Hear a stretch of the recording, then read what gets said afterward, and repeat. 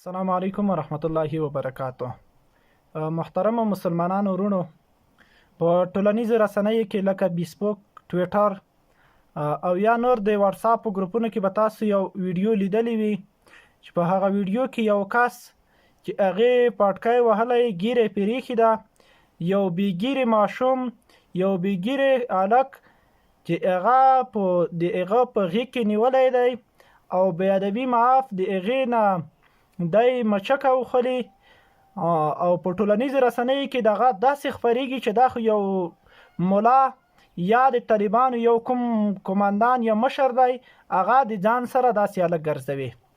خو نن دغه ویډیو ماته یو چا ولیږله، هغه ویډیو ما وکتله نو یو ډېره ښایسته نکته مې پکې پیدا کړه.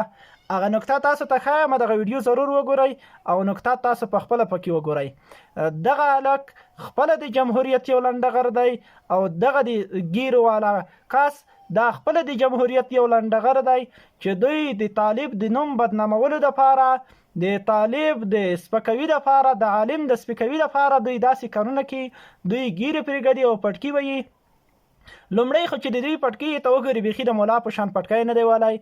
دوهم د دغه هلک تصویر تاسو ته ښایم، دغه سکرین شاټ تصویر وګورئ.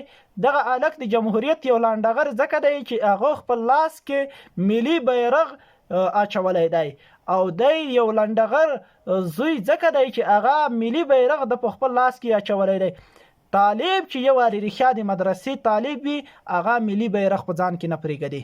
دغه درې رنګه بیرغ چې په ټول تاریخ کې د غیرت کارنامه نه لري، هغه د داسې بې غیرته کارنامې ترسره کړي دي چې هغه په خوله نه وړلی کېږي. هغه بیرغ د په لاس کې اچولی دی، هغه ته خلک د طالب او د ملا نسبت کوي. دا ملا او طالب نه دی، بلکې دا د جمهوریت یو لنډغر او د لنډغرو یو ځای هغه تښتېدلی دي. نو هلته چېرته په امریکا یا په پاکستان او په تاجکستان کې ناست دي، هلته یې ګیرې پرې ایښي دي، نو د ځان سره د هلکان ګرځوي او په هغې کې د داسې ویډیو جوړوي چې د ملا او د طالب سپکاوی کوي. الله د دین نصرت، خپل دین نصرت په خپله کې انشاءالله تل به د دوی داسې پلانونه هغه شنډېږي، هېڅکله به د خپل مرام ته ونه رسېږي. د افغانستان مجاهد غیور ولس به د دوی په دغسې پوچې الفاظ او په پوچې ویډیوګانې باندې ونه غولېږي، بلکې هر چاته دغه خلک معلوم دي چې دا د جمهوریت لنډغر دي. لکه څه وخت مخکې یو ویډیو د جمهوریت والا د یو کس چې هغه د یو ویډیو جوړه کړې وه چې تقریبا د 14 کلنې جلکۍ نه بې ادبي معاف داسې ناروا خواهشات پوره کوي. هغه جلکۍ سره چې ده کومه ویډیو کړې وه او په دې ویډیو کې هغه جلکۍ دته د ملا او د طالب نسبت کوي. هغه ویډیو چې کومه د ماشوم خپره شوې وه په ټولنیزو رسنیو کې چې یو د ګیرو والا کس پټکی وهلی دی او د دغه جینۍ نه په زور طریقې سره خپل خواهشات پیرا کوي.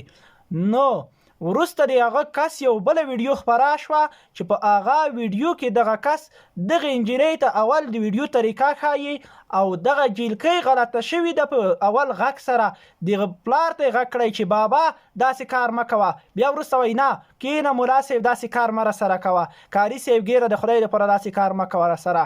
نو هغه د دوی خدای مې د وساتي خپل پلار یا مشر رور یا څوک چې هغې د لور غوندې نسبت ورته کړی دی، هغه ورته وایي چې کاکا یا بابا د الله دپاره داسې کار راسره مه کوه.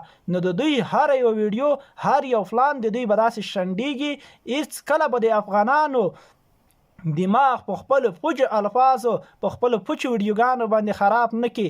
نو دغه د نن ویډیو تصویر یو سکرین شاټ درته ښایم، تاسو خپله د دغه هلک په لاس کې هغه د ملي بیرغ د لاسونو شی وګوره چې هغه د لاس اچولی دی او په هغې کې ملي بیرغ لګېدلی دی.